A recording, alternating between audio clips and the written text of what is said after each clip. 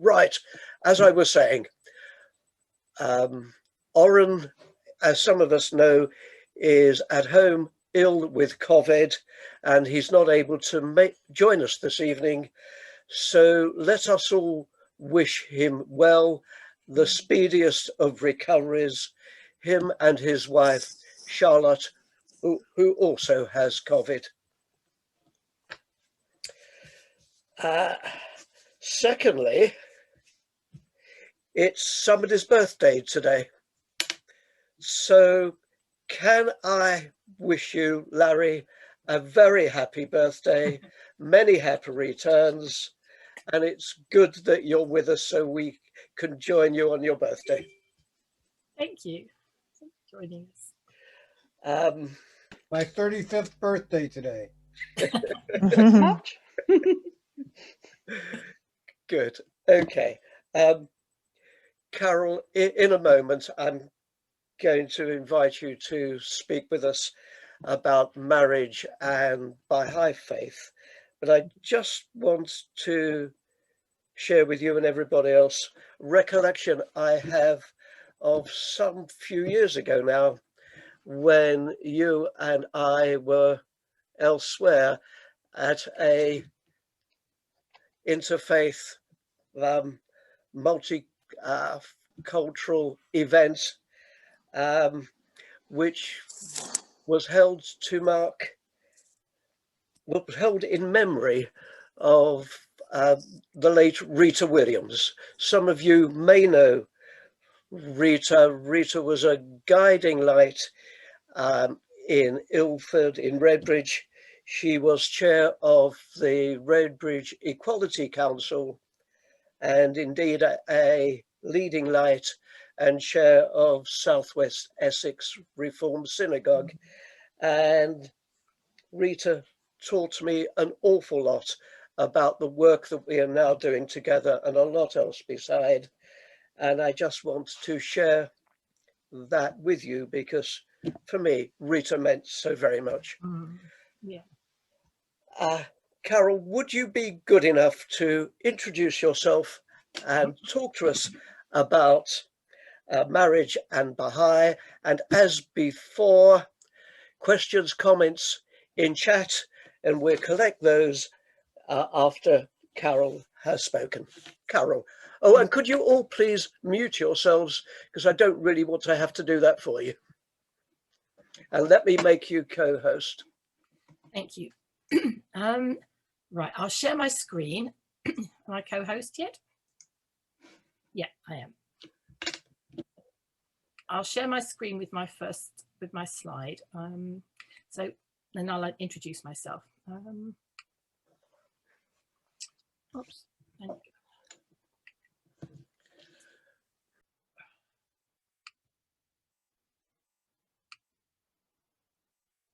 Right. Okay. So can you? Oh, I didn't want to do that. So I hope it's going to stay. I hope you can all. Can you all see me and hear me? Yeah, and you can see the first screen. Yeah. Well, I'll introduce myself. My name is Carol Khorsandyon. I'm a member of the Baha'i faith. I live in Ilford. I've been in Ilford for about nearly 44 years now. I've been a Baha'i since I was 18. So I've been a Baha'i for a long time. It's coming up to 50. Yeah, about 50 years that I will have declared my belief in Baha'u'llah. I'm a member of the Redbridge Faith Forum. I was a member from 2003 when it was just a faith forum before it became a charity. So I've been a trustee on the Faith Forum, and one of my sort of pet foibles is unity of religion and working with people from other faiths and sharing our common interests that we have, and I really enjoy it. So I'm absolutely delighted to be here today to tell you a little bit about Baha'i marriage. I hope I can live up to the expectations of the two previous speakers whose presentations were absolutely wonderful. So I will make a start. I told you, I said I've been a Baha'i for 50 years. I'm not here as a any capacity of a spiritual leader. You'll find out later we don't have spiritual leaders or clergy in the faith. I'm just what we call a regular Baha'i, as such, you know, I can talk about the faith. I may not know all of the answers to the questions, but hopefully I can answer most of the ones, you know, that you have. The first slide shows you a quotation about Baha'i marriage, and it says, "May you become as the waves of one sea, stars of the same heaven, fruits adorning the same tree, roses of one garden, in order that through you the oneness of humanity may establish its temple in the world of mankind. For you are the ones who are called to uplift the cause of unity among the nations of the earth." So it puts quite an onus on marriage and married people, you know, for what we can do, you know, for the world. I thought I would start off, if I can go to the next slide. Hopefully it's going to work. Yes. I'm going to give you, this is a brief synopsis of what we're going to see today. I want to give you a quick Baha'i faith intro, just to put Baha'i marriage into context. I think it's important that you understand what the faith means for the individual, and what marriage is as an institution within our faith belief.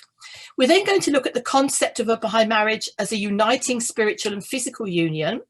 We'll talk about our choice of marriage partner, some of the Baha'i marriage laws. We do have laws, which include laws around the engagement and the role of parents, and then the role of the local spiritual assembly. I'll explain what the local spiritual assembly is in a minute. We're going to talk about Baha'i wedding ceremony and the marriage vow. And then what happens? What is a Baha'i marriage after the big day? You know, what does it look like? And another important topic is equality of women and men in the marriage.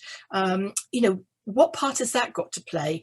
And the last one, sadly, I didn't really want to end on a low, but is divorce permitted? It's a question that people always ask, so I thought I'd include it in the talk that I'm going to do, presentation I'm going to do today. And after that, there will be question time. If you have any questions, can you put them in the chat? And hopefully Tony will supervise them and we'll answer them at the end, if you don't mind. And Tony, if you can tell me when to stop at 8 o'clock, and I will. So let's have a little look then. Baha'i marriage. This is a brief introduction to the Baha'i faith to give Baha'i marriage its context. And the first thing I want to tell you is the Baha'i faith began in 1844. So it's a relatively new religion. It's the newest of the world religions. It's an independent world religion. It's not a sect or a branch of any other religion. Baha'is are followers of Baha'u'llah, and we believe that the message he brought is a divine one from God. We believe that he is a messenger of God, a manifestation of God. Unity and the oneness of God, the oneness of religious spiritual truth, and the oneness of mankind are all major teachings in the Baha'i faith. The Baha'i faith has no clergy, which is why I said I'm not a spiritual leader. We have no clergy in the faith at all. However, Baha'u'llah did reveal an administrative order, which is made up of elected spiritual assemblies of 9 people, and this is at a local, a national, and international levels. So we don't have a clergy, but we have an elected administrative order. Now, Baha'i elections are spiritual in nature. There's no canvassing allowed, and they're done by secret ballot. So you vote for the person you feel is the mature spiritual person who will represent you on the spiritual assembly. And they're done annually as well for the local and the national. So you know, people can change. It's not written in stone once you're on a spiritual assembly. Right, what does a spiritual assembly do? What are the duties of a local spiritual assembly? It's made up of 9 people. The individuals on their own have no power. They have no power as individuals at all. But when they come together as a spiritual assembly, then they're considered to be to have divine, you know, to be able to administer things in a divine way, in a spiritual way, because it's done as a group of 9. So their duties include organising and supervising Baha'i community events, organising study classes for children, for youth and for adults. Being an impartial consultative body, you can go to the local spiritual assembly. If you have a problem, you can consult with the body, with the 9 people. You may have a problem with a neighbour, for example. I'm just giving an example. You may have a problem at work and you want to consult on that. Maybe a problem within your marriage that you want to consult on. So it's a body of people that you can go to and consult. And most importantly, the local spiritual assembly will ensure that the Baha'i marriage laws are followed, and we'll learn a little bit more about that later on.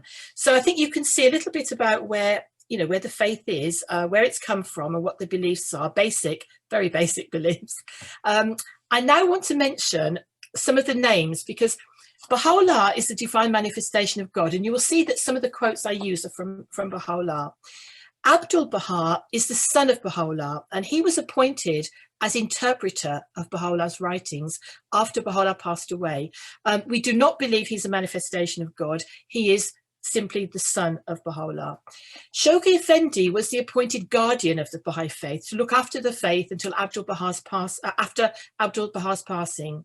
And then we have the Universal House of Justice, which was the divine elected body who now administer and guide the affairs of the Baha'i world. They can also legislate where appropriate, but they're not allowed to change the message of Baha'u'llah. Anything that Baha'u'llah has decreed as a law cannot be changed at all.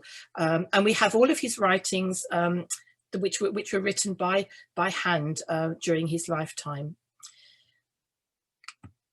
So the Baha'i marriage is it's a concept as a uniting and as a spiritual and physical union. So we believe that marriage is a sacred institution. It's within all of religious traditions, there is marriage of some sort. So the command of marriage, we feel, is eternal. It's something which will never change. It will always be in existence. These ceremonies may change, but the spiritual obligation behind it, we believe, will always be the same. What is the purpose of marriage? It's to bring the couple, their families, friends together as a nucleus of unity and loving support. It promotes unity and harmony in the world. If you think about it, united families are one small group. United families join together, they become a neighbourhood. Then on a bigger and bigger scale, it becomes the village, the town, the city, and then eventually the country, the continent, the world. And this unity all starts with the couple, that first family unit of people that get married. One of the primary purposes of marriage is the procreation of children.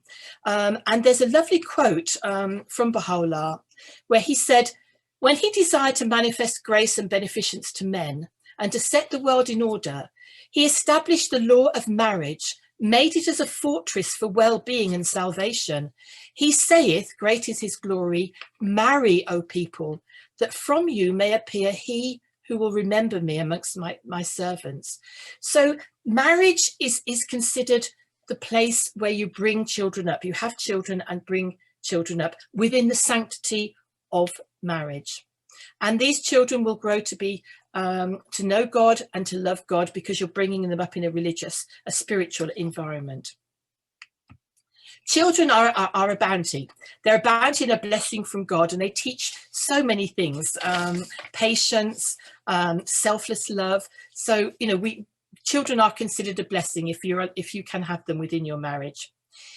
Now, the next slide, this one here, is about true marriage. So what is a true marriage?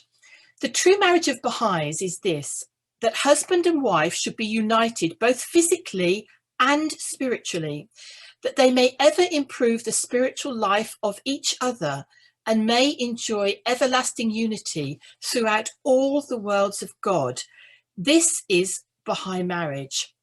So this is very much in keeping with the Baha'i view of life as a spiritual journey. We are all spiritual beings with a soul that can love and recognize God. And by turning to him and following his teachings that were revealed to us by divine messengers, we develop spiritual virtues that we need and will take with us into the next life. Virtues like love for our neighbor, love for God, compassion, friendliness, respect, generosity, honesty, sacrifice, patience. The list is never endless. So when two people come together in marriage, they are undertaking this spiritual journey together. It's a personal spiritual journey, which is a preparation for life after death, but it's a spiritual union of marriage where people are on a journey together, and the marriage goes beyond the physical ties, and it is an eternal bond. So we believe that the spiritual ties that you make in this life, particularly within a marriage, will be continued in the next life, in fact, in all the worlds of God. So it's very important, I think, that you choose your marriage partner with great care. If it's going to be not just, I've got to put up with him for the next 50 years, but it's going to be eternity, then we need to look at a little bit about who we're going to choose. And Abdu'l-Baha, who, remember, was the son of Baha'u'llah, said, as for the question regarding marriage, under the law of God, first, thou must choose one who is pleasing to thee, and then the matter is subject to the consent of father and mother. Before thou makest thy choice, they have no right to interfere. So, in the Baha'i faith, you will see we don't have any arranged marriages. And I'm not, I don't want to say, I'm not sort of degrading this choice in other religions. This is what is in the Baha'i marriage. There are no marriages by force. And I think other religions will say the same. We don't force, marriage. Sometimes Baha'is may see somebody that they feel would be appropriate for their son or their daughter, so they might introduce them, and then they would have the normal courtship, and the couple have the choice if they want to marry that person. But as Abdu'l-Baha said, the matter is for the person to choose one who is pleasing to thee. You are free to choose your marriage partner, so there's no compulsion on marrying a particular person. You're also free to marry people from other faith backgrounds. There is no constriction or restriction about marrying people from other faith backgrounds. Now, we have, it's important to have a choice of marriage that your choice of marriage partner, you need to think about it carefully. But in this particular quote, we see here that Baha'i marriage is the commitment of the two parties one to another and their mutual attachment of mind and heart. Each must, however, exercise the utmost care to become thoroughly acquainted with the character of the other, that the binding covenant between them may be a tie that will endure forever. So it's not a question of meeting somebody one day and then getting married the next. You must exercise the utmost care. So how do you choose your partner? Where do you find the partner? It could be somebody from your work, from your social circle, from your Baha'i community, maybe somebody you've worked alongside on a service project, or maybe a chance encounter. The possibilities are endless, but one thing is made very clear. There is a period of what we in the West term as courtship, and I think that makes me sound very old. I don't think the youngsters call it courtship now, but I think most of us here know what we're talking about. So you get to know each other's character thoroughly. You spend time with each other in different settings, with family, with friends, maybe doing acts of service together. And having conversations is very important on those big topics, because it's the character of someone that will endure. The other aspects that surround a person, such as their career, their financial position, their health, their appearance even, they have the potential to change, and sometimes quite dramatically during the course of their life. So it's very important that you get to know the person you're intending to spend that lifelong journey with. Digging deep into how a person copes with difficult decisions. What are their views on equality? How do they act around their family? Are they charitable? Are they generous? Are they calm? You know, are they honest? This is the most effective way to ensure a long-lasting marriage. That was Abdul-Baha. So the second thing is this: getting to know thoroughly the character does not mean that you can live together before marriage, because no trial marriage or living together before marriage is allowed, you know, in the Baha'i faith. No setting up home, you know, to see how it goes. It's just not allowed. One of the reasons, you know, that you get to know each other, but Baha'i marriages, engagements are not very long, and I'll tell you about that later on, because the sexual impulse is recognized. It's recognized that this is a natural instinct between a man and a woman. But we are asked to observe chastity before marriage. And I really appreciated what Phil said when he talked about, I found that very touching, and it struck a chord with me because of what we believe, when he said that it's like you're giving your whole self to somebody for the first time. And that's under the situation of, you know, of marriage, where you're entering into this relationship. So, you know, this is what this is very similar to what Baha'is believe as well. Right. The next thing we go on to is Baha'i laws. So what are the Baha'i laws regarding marriage, regarding engagement, and the role of the parents and the role of the local spiritual assembly? Well, the first thing that you need to know is that before before the marriage can occur, consent must be given, and it must be freely given by all living parents.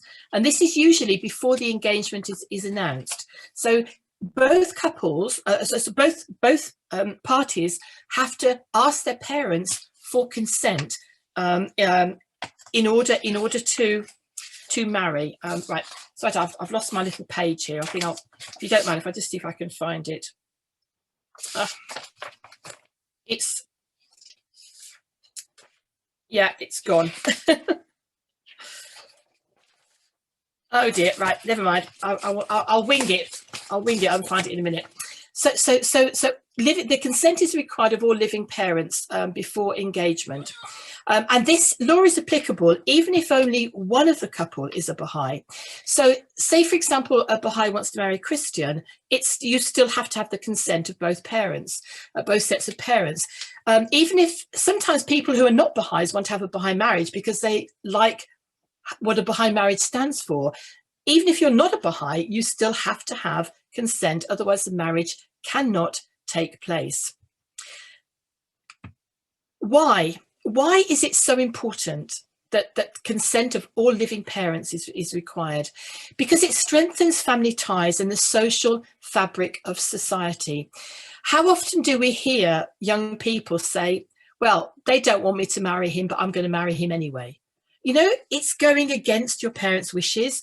It's not including them and asking for advice and seeing what they have to say. Maybe they have a logical reason to come up with. Maybe you know, they don't consider you mature enough. Maybe, you know, maybe it's a daughter and the future son-in-law hasn't got any education or hasn't looked at how he can provide for the daughter. So therefore, there may be logical reasons. So they may say, look, don't you think, hang on a bit, let's see if you can get your act together. And, you know, then we might, you know, you might be in a better position to start a married life together. So there's lots of reasons why parents may want to, not say no to the whole marriage, but just say, think about it, look at this aspect of it, see what you come up with. It unites the family when the parents give consent. The family is united. You've got two sets of parents and you've got the couple, and they're surrounded by unity and love if consent is given. It ensures loving support after the marriage, because you have two sets of parents, two sets of families, lots, you know, two sets of friends that you can call on for support within the marriage. The role of the local spiritual assembly comes into being regarding the consent of the parents. It's a very important part because the local spiritual assembly will verify that parents have given consent. This could be by a phone call.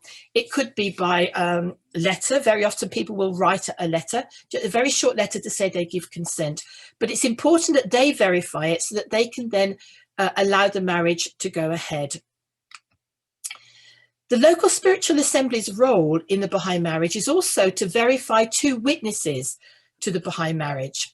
They can either provide them, or if you have two people, it could be one of your parents or it could be some friends who understand the process of a Baha'i marriage and how important it is to have witnesses who will listen to the Carol, couple. sorry to interrupt, but it's 2 minutes to 8. Okay, so if people want to go, then I'll continue. Yeah.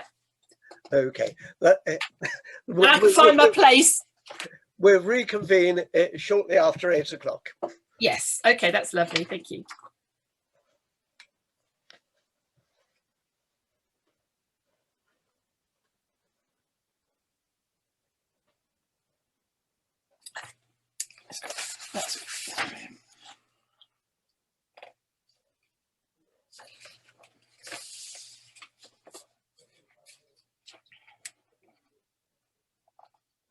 Do you want to go and see if anybody's out there?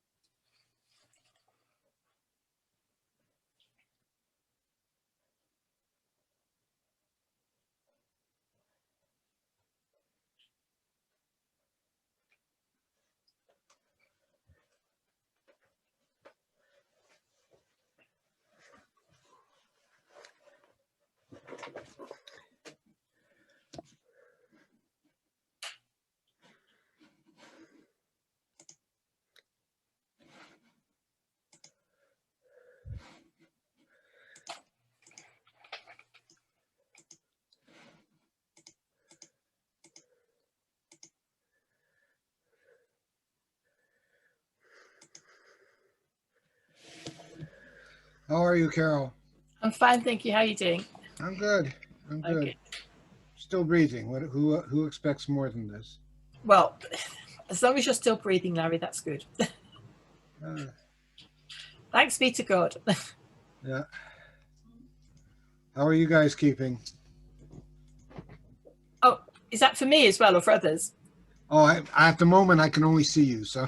Oh, okay. Yeah, no, we're fine. We're fine. We got a notification for our vaccination today, but when we phoned up, they've got no vaccination places.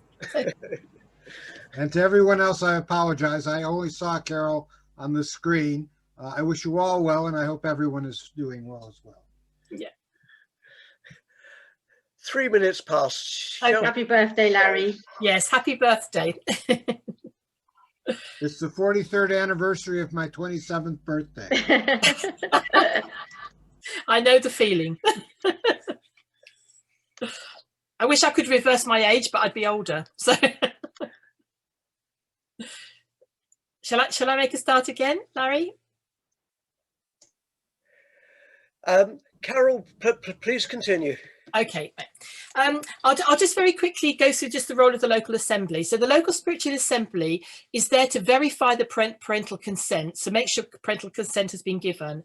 It verifies or provides two witnesses, which is important for the marriage ceremony. It obtains and certifies Baha'i marriage certificates, so that these are available, for the couple on the day, and they're available for consultation if any of the Baha'is or any family member wants to ask, how do we conduct a Baha'i marriage? How does it go? They're not quite sure. So that's the role of the Baha'i, of the local spiritual assembly, a very important role. So on to Baha'i engagement. Now, a Baha'i engagement has to have consent from parents. So we've already said that before the engagement is announced. Long engagements are not encouraged, simply because, as I said previously, the sexual impulse is recognized, and there's no reason, once you've made a decision and you've made and it's a decision that has been made based on knowing the character of your partner, there's no reason to wait and to have a lot, to buy the house, to get the house furnished. It's not reasons to have a long engagement. So weddings are encouraged, marriages are encouraged to be within a short period of time after the engagement. If you are from, for example, Iran, at the moment, in our book of laws, you have to have a 90-day engagement if both Baha'is are actually Iranian Baha'is. This is not in 95 days. This is not enforced if you are a Western believer at the moment. And I think the reason for this is because sometimes in former communities, and it does unfortunately occur in today, where children are actually given, girls are given to boys from the age of 3 or even from birth. So, but they don't actually get married until they're maybe 14 or 15. So that's a long engagement, and it's not considered now, but Baha'u'llah said it's not a good practice to have, because sometimes they can be child brides, and they're forced into a marriage which is not a marriage of their choice. So this is one of the reasons I think that the 95-day engagement, I mean, from a Western point of view, trying to arrange a marriage in 95 days is quite tough, but it is possible. So you just have to have to like look around, I think, for things. There are no special ceremonies for your engagement. It's simply notifying your parents, asking your parents for consent, and then very often there will be a ring. There doesn't have to be a ring, but it's that there is no special ceremony involved. Right, so what about the day itself? So what does a Baha'i ceremony look like? So we get on to the weddings, and you can see here I've found a selection of photographs. We've got sort of quite a Western one over here, then we've got a simple sort of one there. We've got cultural dress here, more cultural, sort of very simple here, and again sort of perhaps the culture with the veil and everything. So a Baha'i wedding actually can follow all sorts of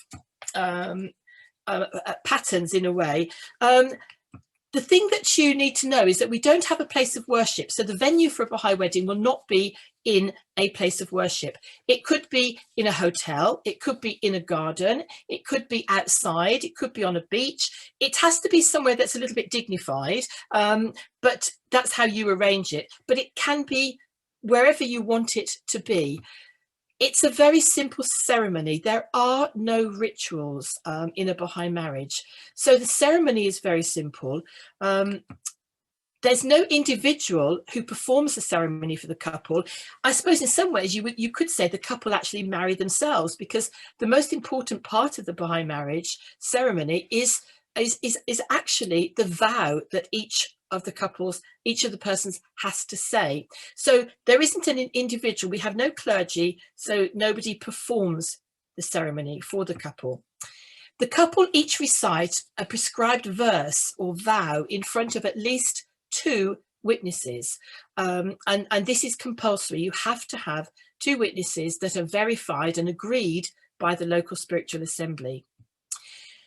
Now, Baha'i marriage as a ceremony is recognised in some countries. For example, I know Scotland and the USA do recognise it as a legal marriage. But other countries, for example, the UK, will require a civil ceremony prior to the Baha'i wedding ceremony. And we are asked that if you require a civil ceremony, a night must not pass between the civil ceremony and the Baha'i ceremony. So really they should be on the same day. So you should have, for example, your civil ceremony in the morning, if you're going to a registry office, and then you would have your Baha'i ceremony in the evening. Or if you're in a hotel and you've booked, which is licensed, you could have your civil ceremony and then have a short break and then have your Baha'i wedding ceremony. The 2 should be separate. They shouldn't be held together, or the Baha'i wedding vow just added on to the civil ceremony. It's a distinct ceremony in its own right. Now, Baha'is may participate in other faith ceremonies if one of the couples is not a Baha'i. There's nothing that says you're not allowed to do this. The only caveat is that if in that faith ceremony you are asked to renounce your own faith, in other words, as a Baha'i, you're asked to say, I am not a Baha'i, I am whatever the other faith is, then you cannot have, you cannot participate in other faith ceremonies. You may have, you may go to a church if your partner is a Christian, and you can have your, your church blessing if that's what you want, or you may go to any of the other faith venues to have a faith ceremony because your partner is a faith other than yourself. There is no specific dress code. It's whatever you want to wear, whatever you feel you'd like to wear. Cultural dress is allowed if you're getting married in, for example, the Pacific Islands. You may want to dress, or even in India, you may want to dress appropriately. The bride and groom are free to customize their own ceremony, for example, with the setting, the readings, the prayers, the music, and this is their choice. They may choose to have a very short and simple ceremony. They may choose to add music, to have readings of their choice. Very often we'll have readings from the Baha'i writings. When our daughter and son-in-law got married, he's a Christian. He didn't want to have a blessing in church. He was happy with the Baha'i wedding ceremony, but we asked him, would you like to have a passage from the Bible? So they chose the passage about love, and he was very happy with that, and we were very happy because it's part of his scriptures as well. Now, the wedding vow is the only compulsory part of the wedding ceremony, and both the bride and groom must say the vow individually. If somebody's going to have a Baha'i marriage and they're not a Baha'i, they must understand that this wedding vow is compulsory. If you don't say it, there will be no wedding. The marriage ceremony will not take place. And the Baha'i wedding vow is very, very simple. The couple individually will say, we will all verily abide by the will of God. And at that point, once that vow has been said in front of the 2 witnesses appointed by the local spiritual assembly, that the couple are married according to Baha'i law.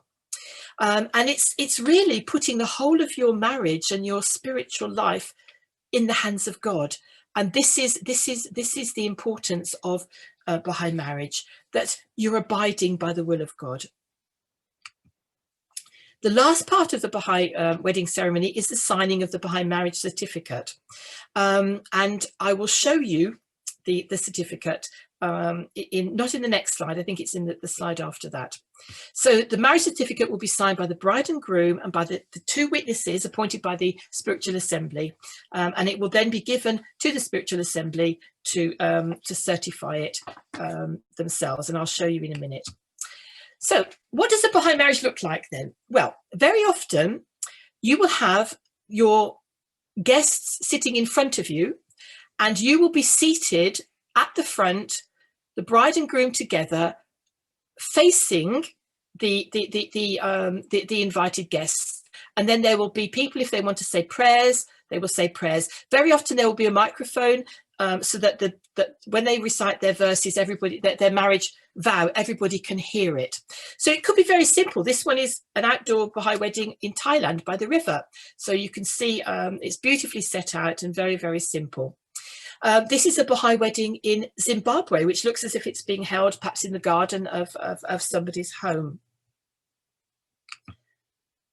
We have 3 Malaysian Baha'i weddings here, almost like a traditional Western dress here. We have traditional clothes, and then we have a mixture of both, but they're all are all Baha'i weddings. And then we have some weddings in the USA. So tradition in the USA is that not a Baha'i tradition, this is a cultural tradition, that you have your supporters with you. So this couple have chosen to have their supporters to stand with them, their bridesmaids and their best man. It's not essential in the Baha'i faith. Oops, sorry, I'll go back. It's not essential in the Baha'i faith, but it's something that this couple wanted to do. That's an indoor wedding, and they're actually saying their vows to each other with the microphone there. This is another outdoor wedding, and you can see the bride and the groom are actually saying their vows to each other in front of their guests and their witnesses. And this again is another simple wedding, no fancy dress, beautiful but very simple. And we've got a young boy there who could possibly be a child from a former marriage, I don't know, who's reading a prayer at the ceremony. So I thought you might be interested to see an extract from a Baha'i prayer for marriage, and just see, we have some beautiful prayers from Baha'u'llah and Abdul Baha, and this is one of the prayers which says, "Wherefore wed thou in the heaven of thy mercy these 2 birds of the nest of thy love, and make them the means of attracting perpetual grace, that from the union of these 2 seas of love, a wave of tenderness may surge and cast the pearls of pure and goodly issue on the shore of life." So we've got this wonderful idea of unity again. And again, the pearls of pure and goodly issue, the mention of children to come. So that's a very part of one of the marriage prayers that we have. And here we have the certificate of Baha'i marriage. It's usually on a rather nice parchment, and it's 2-sided. So this is the front cover, and inside I'll show you the second bit. And we have a quotation from Baha'u'llah talking about the sanctity of marriage and how he established the law of marriage and made it a fortress for well-being and salvation. And this here is a symbol of the Baha'i faith. It's the greatest name, which is the glory. Is it the glory of the glorious? Yeah. Yes, the glory of the all glorious. And here we have the inside. I apologize, it's not straight. It didn't photocopy very straight, I'm afraid. So this is the pledge of marriage with the vow, which is signed by the bride, and the vow signed by the bridegroom. We then have a place for the witnesses to sign, and then this certification is taken back to the local spiritual assembly, who will certify with the date and the day and the year and the signature of the assembly secretary. They will keep a copy of this. A copy will be then sent to the bride and groom, so they have their own rather ornate copy, which is like this. And another copy will be sent to the National Spiritual Assembly as a country, so that there is this legal, it's legally held there in case it needs to be referred to at any time. Right, so what does it look like? Marriage look like? It's the start of a journey of life together that will pass from the physical to the spiritual realms. It's maintaining unity, a constant lifelong goal. Loving consultation, learning to consult in a loving way, especially in difficult situations. It's making sure the marriage is growing within a positive, loving and spiritual environment. It's the rearing of children in a spiritual, loving family environment. Strengthening family ties. So these are all things that the marriage actually looks like. But, you know, it's also about the nitty-gritty. It's the nitty-gritty that starts after your big day and all the celebration. There should be joy, excitement, fun and laughter and a lot of love in a marriage, but you also have to realize that there's a lot of growth and change when two individuals come together to make that life journey. And with all that comes some tough times too. If the couple aren't mature enough, or they haven't approached marriage with the view that marriage is for life, or haven't learnt consulting skills, then sadly what can often happen is a rift at the first hurdle, which can then lead to separation and, you know, sadly divorce.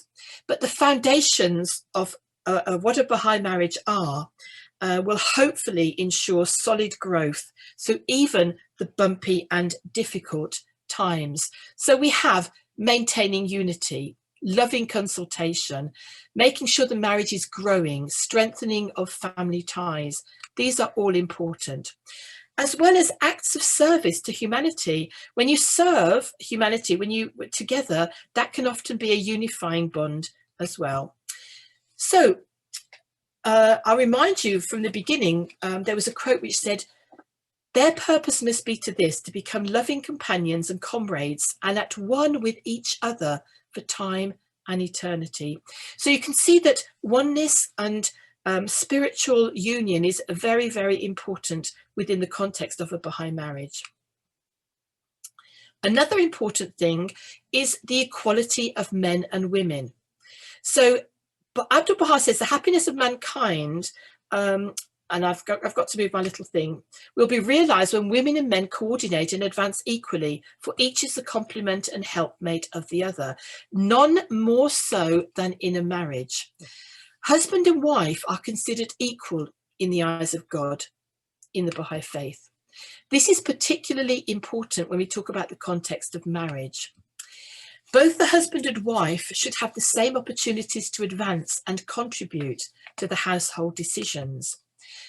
Without equality within the marriage, there could be dominance by one party or the other. There could be unfair financial allocation, and sadly, it could lead to abuse. So one of the rules, I think, apart from considering equality, is deferring to one another when necessary. There will be a time when sometimes you have to bite your lip and you have to think, okay, you know, maybe, you know, this time he's right or she's right. Sadly, it's a question that I know everybody asks, is divorce permitted in the Baha'i faith? Well, it's quite clear. Baha'u'llah says, should resentment or antipathy arise between husband and wife, he or she is not to divorce her or him, but to bide in patience throughout the course of one whole year, that perchance the fragrance of affection may be renewed between them. If upon the completion of this period their love hath not returned, it is permissible for divorce to take place.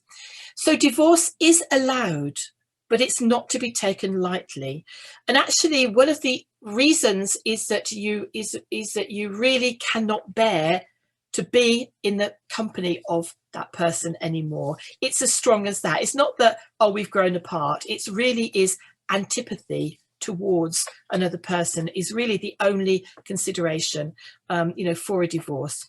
And a divorce is only permissible after a year of patience has been completed. And this is a really interesting, it's a very interesting topic, you know, within the Baha'i faith. If you're having difficulties in your marriage and you can't resolve them, then you consult with your local spiritual assembly.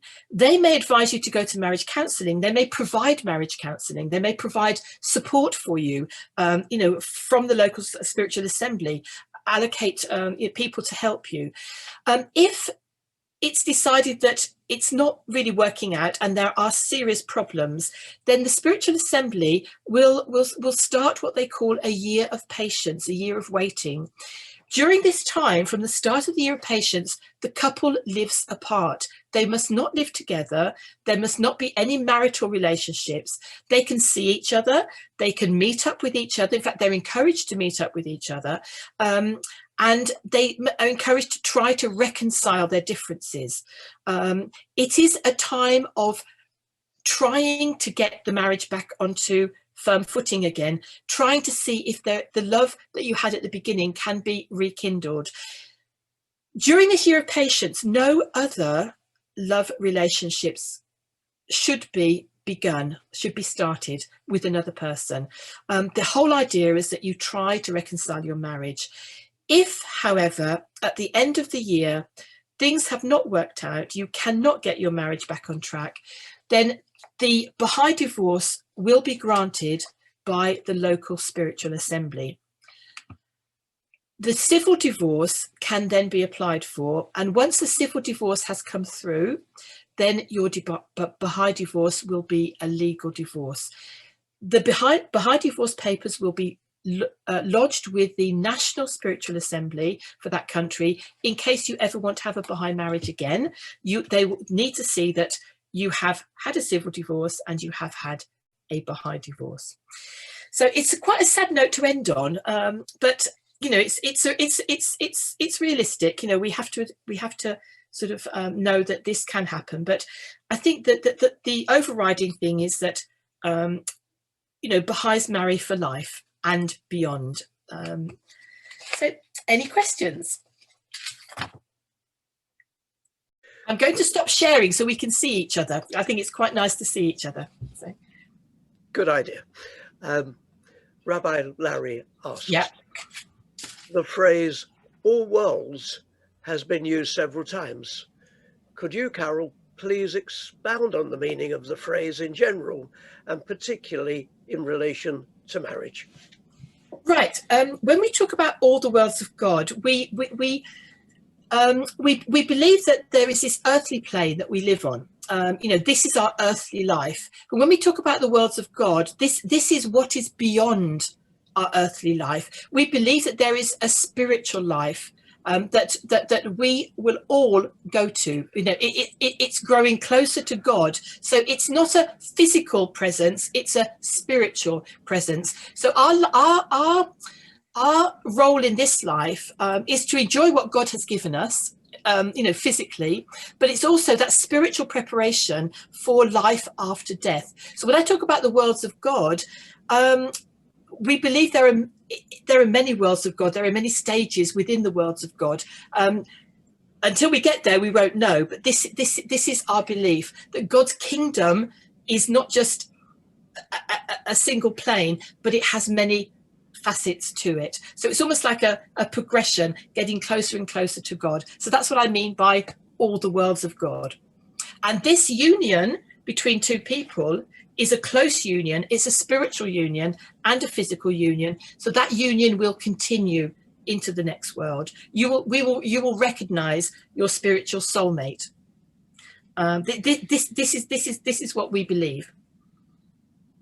Does that answer your question? Yes. Thank you, Carol. Vina asks, if one person is not from the Baha'i faith, but is going into marriage, does that person have to take on that religion? Or can that person carry on practicing their own religion? Absolutely, yes. Nobody is ever forced to become a Baha'i. A Baha'i is, a Baha'i becomes a Baha'i for themselves or by themselves. It's through spiritual search for the truth. So if you marry, or if somebody who's not a Baha'i marries a Baha'i, they can practice their own faith. They may not have a faith, and that's fine. That's absolutely fine. One of the conditions, though, which I didn't actually mention, and maybe I should have done, is that that one of the things we do ask, and we do make clear that Baha'is should be allowed to bring their children up within the faith, to know about the faith and to know about other religions, because this is what, as Baha'is, this is what we do. We teach about all of the religions of God. So a child then is able later on in life to make their own spiritual decision about the faith they want to follow. So that would be the only condition, Vina, is that if you were happy for that child to be, if, say, for example, you were a Hindu and you were marrying a Baha'i, you'd be happy for that child to have a Baha'i spiritual education, and also a Hindu education as well, because we wouldn't say, no, you can't learn anything about the other person's faith. It's, you know, it's all about unity. It's all about embracing unity. And Vina asks another question at the same time. You spoke, Carol, about people becoming engaged, or their engagement is anticipated from a very young age. Yeah. And I think that's where Vina then asks, are they married at the age of 14 or 15? In the Kitab-i Aqdas, which is the Baha'i holy book revealed by Baha'u'llah, Baha'u'llah has stated that marriage cannot take place before the age of maturity. Now, the age of maturity at the moment is considered to be 15. When a child is 15, they're considered mature enough to be able to know, for example, if they want to follow a particular faith or not. So Baha'u'llah at the moment has set that age as 15. So anybody younger than 15 cannot marry. But there is also a clause which says that if the law of the land in which you live gives you an age, for example, of 16, then you have to abide by the law of the land as well. So this is something that Baha'is are always encouraged to do, is that we have to abide by the law of the land in which we're living as much as we can. And this would apply to the law of marriage. So 15 would be the youngest once they had reached their 15th birthday, not before. But obviously we don't, you know, I mean, it would depend on the age. And certainly I don't know many Baha'is that have married at 15. I don't think I know any that have married at 15. Good. Rena says the year of patience is a lovely idea. And Pratibha says, thanks for a very interesting presentation, Carol. I like the simple wedding ceremony. Question from Karen. If it is considered that an eternal bond can a marriage partner remarry after bereavement? Yes, you are allowed to remarry. I mean, a marriage bond is something that will continue into the next life, but it doesn't mean so if you lose a partner and then you remarry, you will keep that eternal bond between your first partner, and then you will also have another bond with your second marriage partner. So yes, it is permissible. I mean, we believe that the next life is a life, it's difficult for us to imagine because we can only think in physical terms. So it's very difficult for us to imagine. But in the next life, we are told in our writings that we will recognize souls that we have formed an attachment to in the next life. How we recognize them, I really don't know, but I'm just told there will be that connection, spiritual connection. Obviously, the spiritual connection is going to be strong between you and your parents, for example, between you and your husband, your second husband, if you have a second husband. So there's going to be strong spiritual ties, but there will also be other ties, you know, perhaps close friends. I don't know. It's an interesting concept. I think I find it quite comforting to know that as well, having family that have passed into the next life, to know that they, you know, that there is that spiritual connection, I find is wonderful. Paula asks, can people of the same sex marry? Ah, I knew this was going to come up. It's an obvious one, isn't it? Right. Yes, marriage is between a man and a woman. That is in the Baha'i writings, and I can't dress it up in anything else. I know that it's a big discussion at the moment, and I know that yeah, no, I'm not going to say. No, I'm not going to say what I was going to say. But what I will say is, marriage in the Baha'i faith is between a man and a woman. But we accept that. We accept everybody within the faith. We have no prejudice. So we are not prejudiced against people who may feel that they have a different gender or they have sexual differences. It's just that marriage is for procreation. Marriage is between a man and a woman. We're not saying that you can't have a close relationship with people of the same sex, but certainly you would not be allowed to marry. But you would be allowed to be a Baha'i if you were a gay person. That's nothing stopping you, but you would not be able to have a marriage as a Baha'i and as a gay person. I don't know if John's there. John might be able to give some. Is John Lester? Is he on there? Ask him to unmute. Where's he gone? It says, marry, O people, and bring forth one to make mention of me, which suggests that the main purpose of marriage is procreation. Yeah. And procreation depends on heterosexuality. Yeah. It's okay. John is one of my Baha'i friends who lives in Havering. so I've asked him to perhaps comment if needed.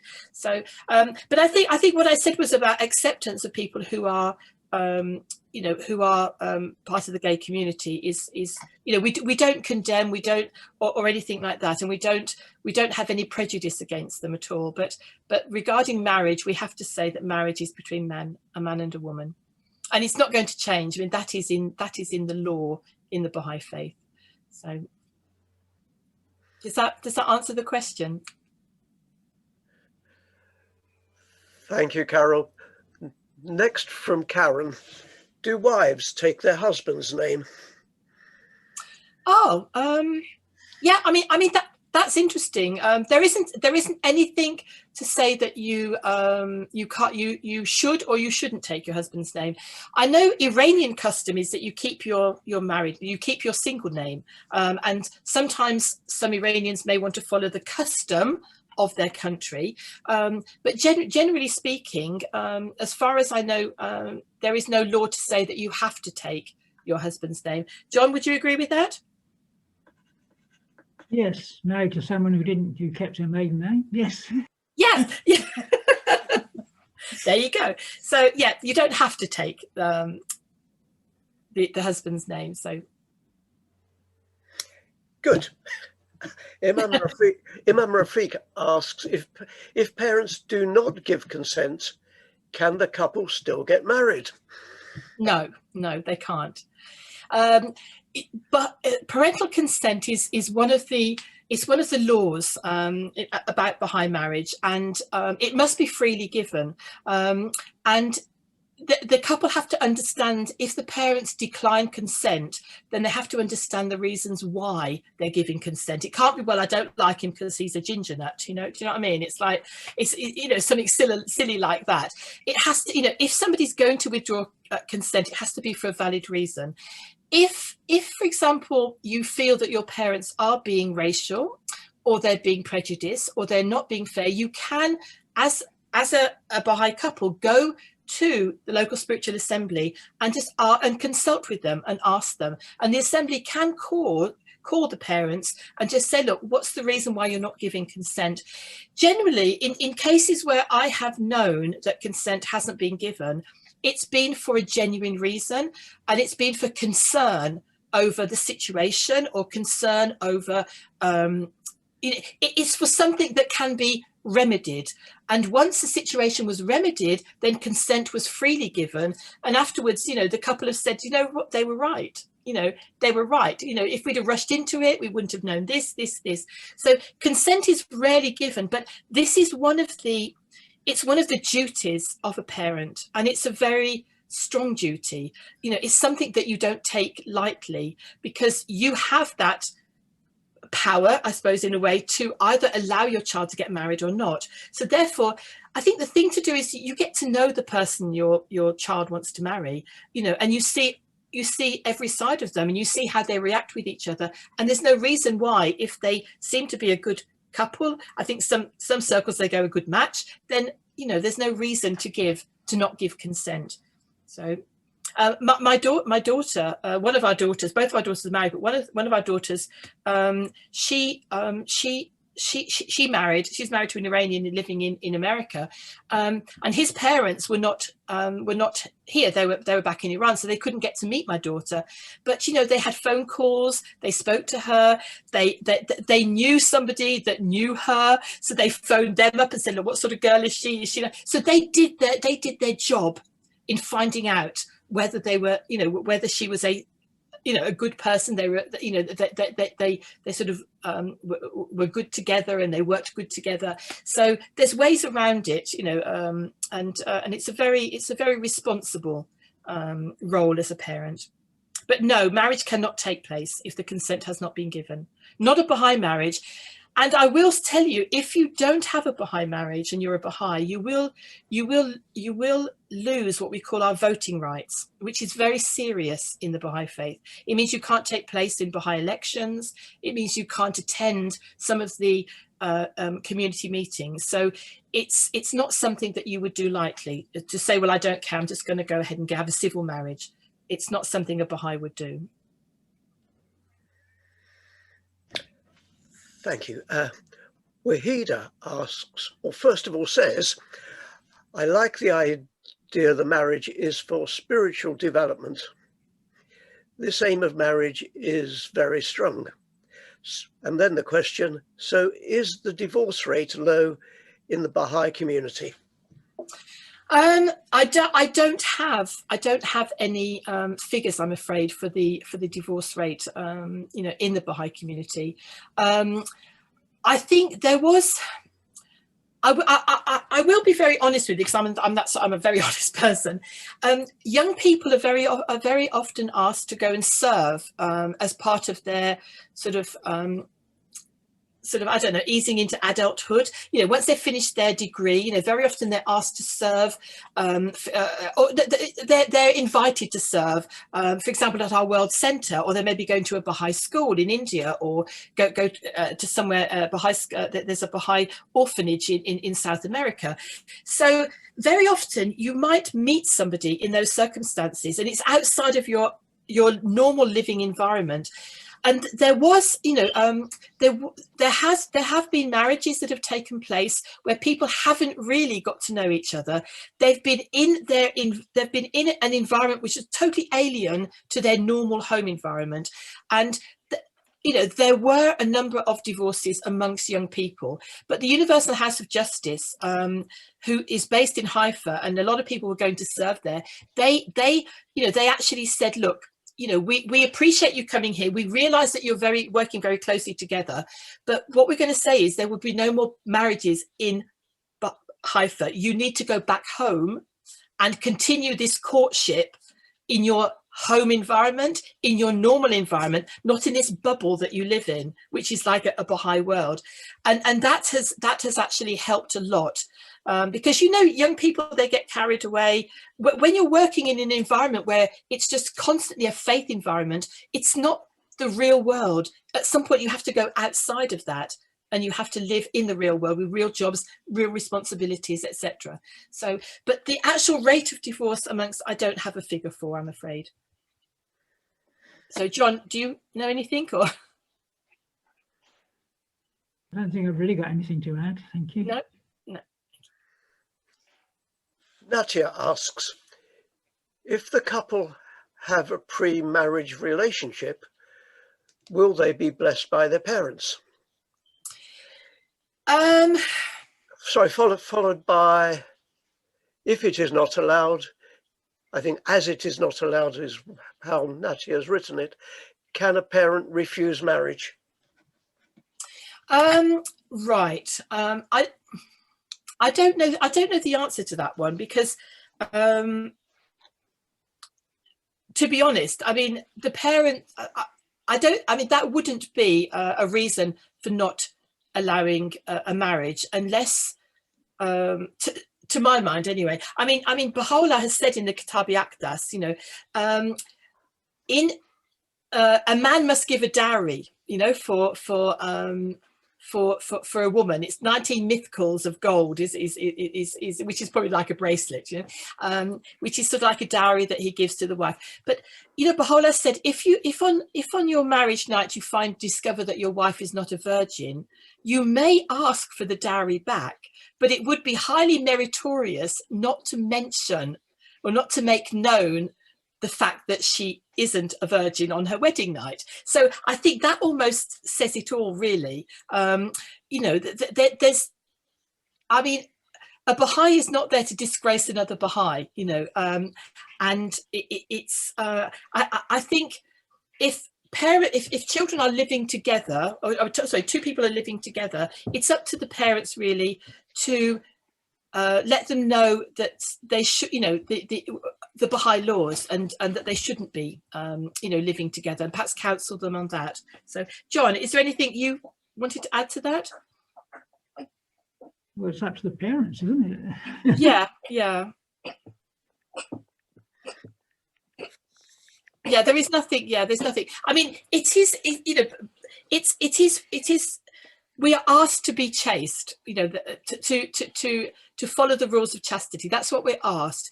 It's very difficult in today's society. We live with one foot in this world and the other foot in our spiritual world. But these are the challenges that we as Baha'is and people of faith have, you know, that we and it's a personal challenge, I think, for, you know, for each of us. Thank you, Carol. Sharon says, thank you, Carol, for a very interesting talk, as indeed do we all. You're welcome. And Buddy asks a question which you may have answered a moment ago, but you might like to expand on it. Is a dowry given in Baha'i marriage? Yes, yeah. I mentioned that a dowry is given. It's 19 mithqals of gold if you live in a town, and 19 mithqals of silver if you're a village dweller. So it's very much based on really yeah, you know, on your capacity. But Baha'u'llah said, you know, the 19 mithqals of silver is equally as good. So he's trying to be fair to everybody, I think. But this, as I said, this 19 mithqals of gold is probably a necklace or a bracelet. I know that when I got married, this was my dowry, was my gold necklace, which has been for 44 years. So it's a gold necklace with and chain with my name on it and the symbol of the faith, and that was and a bracelet. So that was my, in inverted commas, dowry. Pauline and Vina, if I can combine the two, thank you for a very interesting presentation. Thank you. You're welcome. And Ruti asks, do you know what percentage of Baha'i people marry other Baha'is? I can't tell you. I can't tell you, actually. I don't know if there's a percentage. I know, for example, one of my daughters is married to somebody who isn't a Baha'i, and he was brought up in the Christian background, and I do know people in our community, you know, in our Redbridge Baha'i community, who are married to people who are not Baha'is. So I think there's probably quite a large percentage, you know. I would say, I don't know, maybe 25-30% even. It I don't know, it could be higher, it could be, you know, roughly that. You see, the whole point about the faith is that we're not, is that we have no prejudice, you know, so we're not encouraged to be internal, you know, you have to marry a Baha'i. No, you know, we are all citizens of this world, we are all creatures of God, you know, so if somebody has a Christian faith, or you know, is a Muslim or is a Hindu, you know, if they are a good Christian, Muslim or Hindu, it's the same as if they are a Baha'i, you know, because their faith is important to them. And this is what is more important. It's assessing the relationship between you, that you're prepared to give and take, because that's what it takes. If there's a mixed faith marriage, it takes a lot of give and take. You know, you have to be prepared to accept you know, other people's way of doing things, and vice versa. So I think it can be more challenging if you marry somebody who's not a Baha'i, but hey, marriage is challenging whoever you marry, you know. It's a, you know, it's a learning process. The whole of your life, you know, you are learning. Sometimes people marry Baha'is marry people who are not Baha'is, and they become Baha'is later on. I mean, this happened to my sister-in-law in America. She married and she wasn't a Baha'i, but she became a Baha'i later on, not because she was forced to, because she wanted to. You know, a few years into the marriage, she thought, you know what, you know, this means something to me, and I want to bring my children up, you know, in the faith. So she became a Baha'i, but it's not essential. I mean, I also know Baha'is who married and 40, 50 years into the marriage, and they've both got different religions, but you know, they're walking the same path together. So Rachel asks, do young Baha'i people today stick to not living together before marriage in practice? Again, I mean, I don't have any statistics. Nobody puts the hand up and goes, oh, I'm living with. so Baha'is are encouraged to, young Baha'is, this is the whole point. We have study classes, and, you know, Baha'is are encouraged to study. They learn about their own faith, they learn about other faiths, they learn about, you know, what's going on in the world and how, you know, it can be remedied. So there is enough education for Baha'is to make that decision. And at the end of the day, it is a personal decision. The only time that it may come to the attention, or there may be come to the attention of the institutions, is if people are openly promoting that Baha'is can live together, we're living together, we're proof of it, then I think that would not, you know, something would be done about that. But at the end of the day, I have to say it is a personal choice.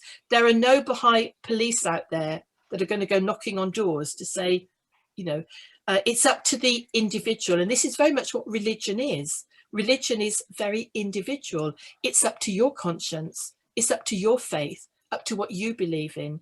And if you have respect for yourself, for your parents, for your faith, then it will make you think about your actions. Can I say something here, Carol? Please do.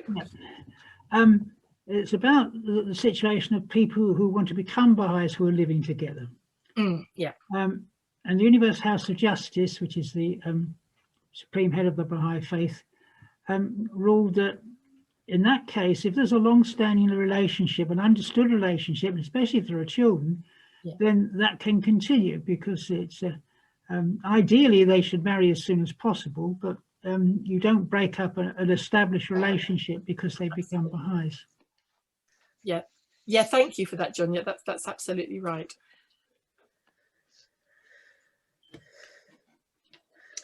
And let me finish with lots of thank yous from lots of people who quite rightly thank you for interesting presentation, learnt a lot, well presented, thoughtful, and well done. And so say all of us. Thank you. You're welcome. It was lovely seeing you all. Carol, thank you ever so much. Great presentation, thoroughly enjoyable. So, bit of a routine now. Same place, same time, next week. And next week, it's Rabbi Larry on, of course, marriage and Judaism. Excellent. In the meantime, stay well, keep well, keep safe. Bye-bye now. And let's keep Oren in our prayers as well. Absolutely. Yeah. Thank you. Thank you. Bye, everyone. Thank you very much. Thank you. Carol, well done. Thank you. Thank you. Very interesting. Thank you very much. Thank you.